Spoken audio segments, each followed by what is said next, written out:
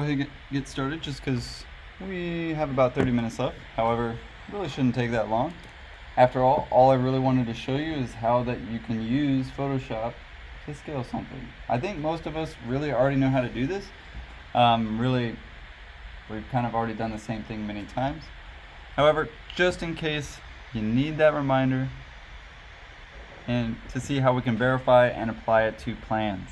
So, I've simply just took a picture. Yes, I probably should have scanned it on the flatbed, maybe even photo merged it, but for the sake of time I didn't see that we only had 30 minutes left. So I'm gonna go ahead and open up that image. Should have saved it on my desktop. I'm not sure where it went. Let's see. Date modified. It's not really a screenshot though. Where did it go? Maybe my notes have finally updated.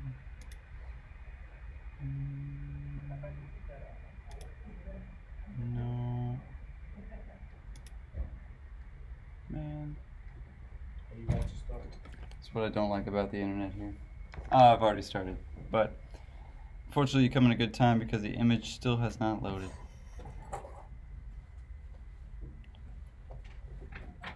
There's got to be a way to just airdrop this to myself.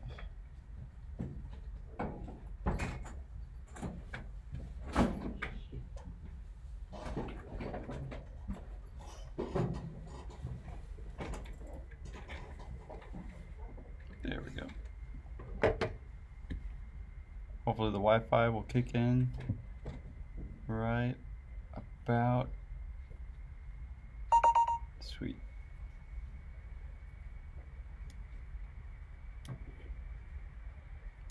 Yeah, somewhere.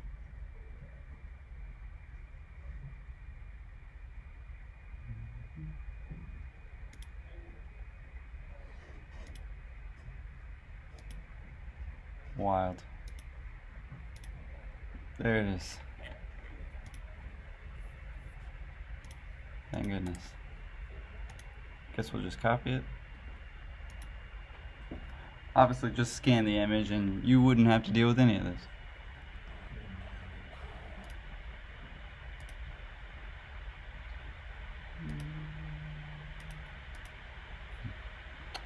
So, obviously, in my case, I have two requirements for you.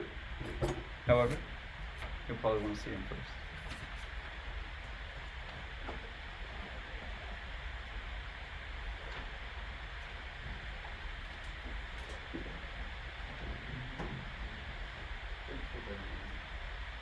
I bet you really need it. So let's talk about at least the final requirements. And obviously what I'm asking for in this scenario is just scaling it up. I'm trying to do a whole lot of it.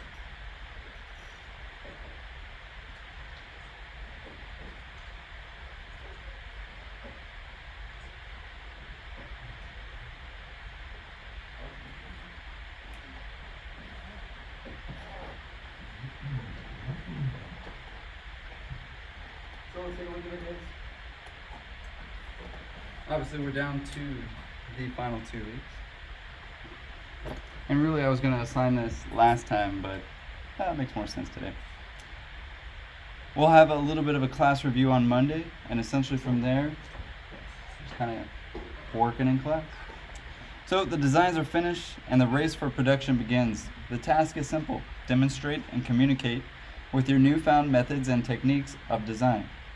Each of the requirements should be of your best quality and attempt in displaying why your space should be selected for building in Maverick Park. Each of the drawings have their merit in how they project, how the project can describe and be discussed. However, it will be the floor plan section and final model that really be walked through in the mind. Sorry about that. Forgot the. The final model should start to indicate mass and transparency. However, please use the approved materials and refrain from colored materials and of course foam core. Final requirements are actually a bunch of stuff that should sound familiar to you. The first being research on at least 11 by 17. The point line plane grid network overlays, and of course those could be actually overlaid for the final presentation. Your abstract composition or compositions, if you want to show as many.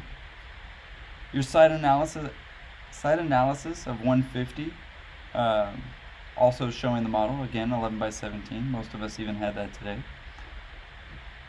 Concept program, or your abstract overlay program. So this is where you started to put the program into your model, right? It was actually the diagram that maybe had color on it. Maybe you put the color scheme into the abstraction. And it's of course what made the sculpture model, which is also included in the final. And really the only two things that are new, which is not really new, but the floor plans and sections have jump scale to 1/8 scale. And the final model, I've written 24 by 24. That's really more like a minimum.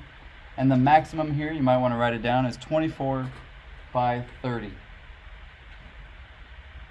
And that will be the final base, of course, in cardboard for the model.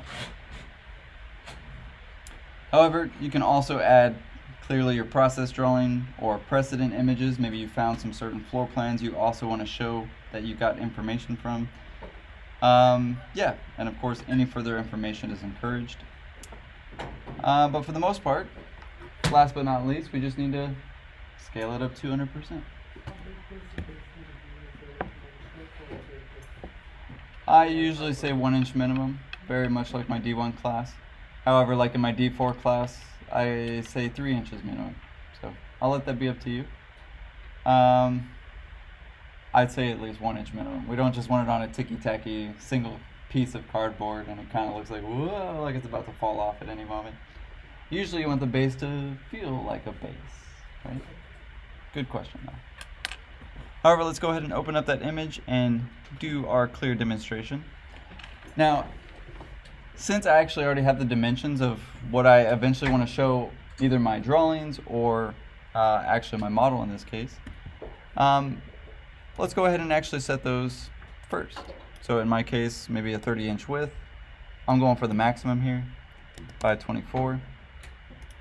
Go ahead and create that. And what's nice is now I have a piece of paper that, of course, represents my base, right? Now, I'll definitely want to put something on it. That way, now I have even my pieces to the right size, right? So the first thing I'd want to do is, of course, either drag my 16th inch in here, right? So some of us actually might already have this to scale in the computer, right? Just because maybe that's how you even produce those 1/16 drawings. So in my case, I'm kind of faking it till I make it by at least using a scanned image to show you what I mean and how it's simply done just as a transformation. So let's go ahead and place it. So place embedded. Hopefully I can find my file somewhere. Could have swore I put it on the desktop. Literally just now.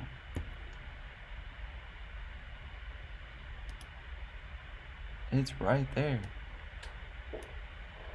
Can I drag it in? Nope. Maybe? It's worth a shot.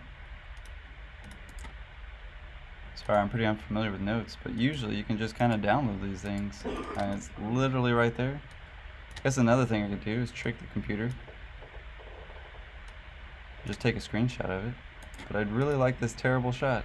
Anyway, we'll trick the computer for today. Obviously, just go to the scan bed and scan your image that you've worked hard on anyway.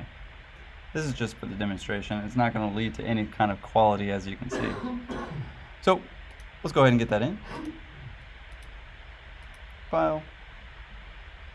Place embedded. We'll take that screenshot.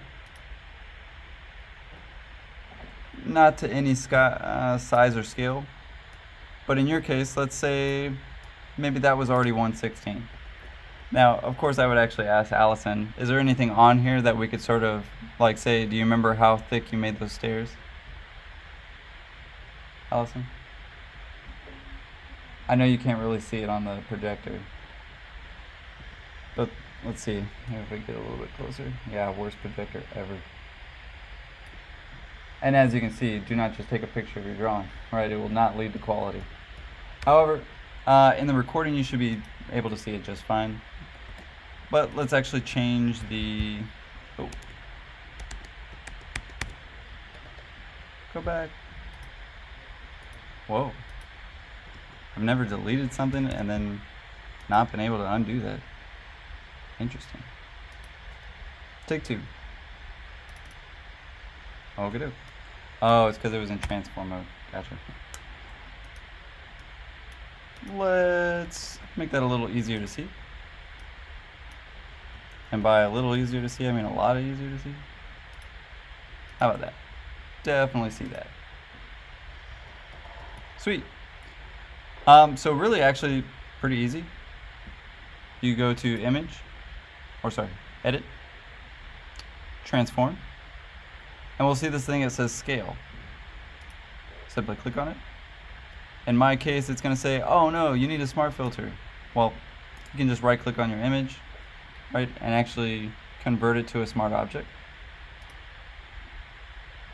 It'll solve that. Try again, edit, transform, scale. It should have no problem. Now, at least in our case here, what's nice is we get a couple of options, right? We can either, well, actually, that's cool. Gives us the other piece. Oh. But yeah, we can go ahead and scale it. You should get a scale window. However, it is also at the very top right here where it says 100%. You can also just change this to 200, but it really should pop up another window. We'll find that window in a second. But as you can see, as soon as I type in 200, enter,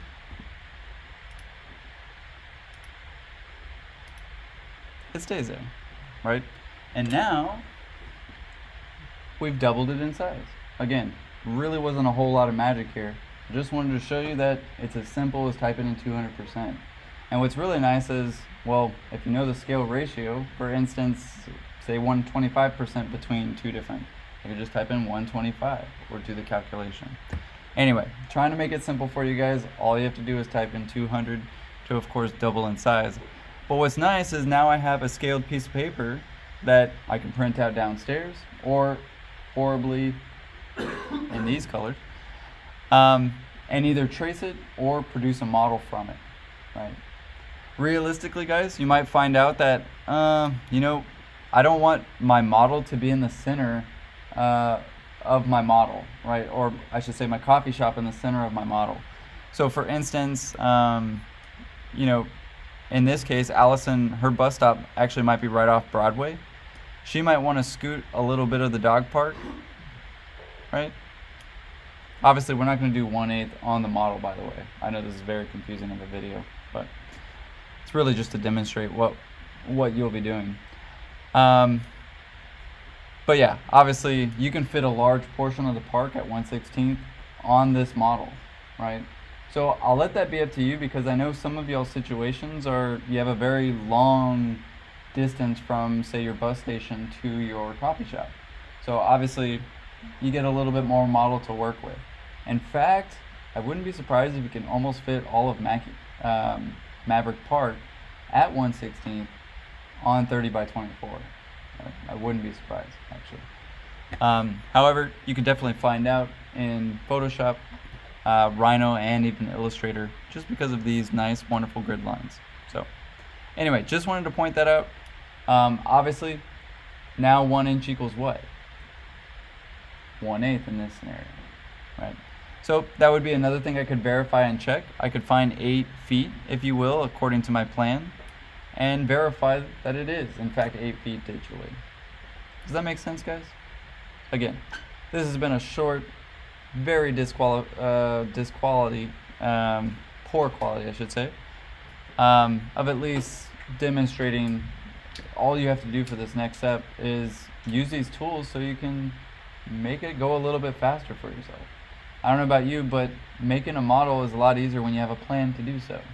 And then you have, of course, a concept model right next to you, sort of dictating some of those heights, and so on. Anyway, Any major questions about this part of the assignment, guys? Very final? Speak now, forever hold your peace. What size paper do you want that on? Wherever it fits. Okay. So yeah, it might be a big piece of paper, Okay. right? For some of us. However, you are able to break the plans, right? So obviously you don't have to show like a huge section of like, okay, my coffee shop and the bus station or something. Those can of course be two separate pieces of paper or be shown in the same area. Okay. Does that make sense? Yeah. Yeah. Oh. Great questions. Any others, guys? Obviously, we can discuss this more even on Monday, and it would be ideal to get started, guys. Obviously, this would be something I try and knock out today, where I get some prints, and maybe even finalize my plans now at 1/8. Honestly, guys, don't feel like you have to have a finished 1/16 plan just to start this process either. In fact, it might get a little bit better for you if you can see it a little bit better and go, oh, wow, yeah, I've got way too many stairs, or wow, I've got really a lot of space here, right? So again, further refinements can happen to the floor plans and the sections. Sound good? Fair enough? Do you want the floor plan section to be on any specific paper? Doesn't have to be on vellum. It can totally fine with trace. Just keep in mind, it is for your portfolio. So, if you plan on coloring it up and really making it the best of the best, I would suggest vellum. However, I've seen beautiful drawings on trace as well. So, I don't think the paper truly matters. I'm not hyper specific like that because at the end of the day, we do have Photoshop, and I can make that yellow trace paper go away versus white paper. Doesn't really matter. However, if you're stringent on costs, I wouldn't suggest vellum. And if you have the money to do so, I mean, sure, you're more than welcome to use vellum. Do you want it on one big sheet or separate? It could be separate sheets. It could be one big sheet. Yeah. I mean, very often we definitely put the floor plan and section together just because that's kind of how they're drawn. Usually we even, as you even saw in Daniel's, he took those lines quite literally, right? Just as you would in a drafting project. You don't have to get rid of the construction lines, guys. Sometimes those look really good, and actually it shows off that how you're thinking about these. So, can it be on one whole page? Absolutely. Can it be on separate pages? Absolutely. Good questions. Any others? On the sheet. Mm-hmm. The final model is 24 by 24. What do you see? That's the minimum. Which one? That's the minimum. 24 by 24 is the minimum. Okay. 24 by 30 is the maximum. Okay. Yeah. I said that earlier too. That's the stuff that's on Miro. So either take a screenshot of that, right, and print it, or recompose it maybe a hierarchy, maybe kind of get rid of some research that you didn't really use. Maybe you give us a big image of what you actually traced for those point line plane diagrams. Again, the research is a bit vague because, well, the research was vague, right? We were learning about the plants. So don't get me wrong, I wouldn't bring up information that you didn't use. I would show the information that you did use. Does that make sense, Allison? Okay. The research is more the stuff from our flower. Correct. And then you said if we took other inspiration from like other floor plans, would that just be separate things? Yeah, Okay. as the precedent. Got it. Now, keep in mind, guys, if you looked at other architects' work, be sure to at least have their name and maybe their firm available, right? That way, if a juror sort of points at it, hey, is this your work? And you'll be like, no, this is, of course, Renzo Piano. Like, are you serious? Yeah. But the fact that his name there starts to make it not plagiarism. Okay. Even though we can't really plagiarize as architects, they're called precedents. Anyway, good question. Any others, guys? Seriously, these are some good questions. I'm so glad to hear you guys so talkative today. It must be important, being the very final of our D2 product. The base of the final cardboard or can it be plywood? You gotta start getting here earlier, man. Already went over it. Cardboard, partisan, Yep. Anything else? All right, we'll end it there.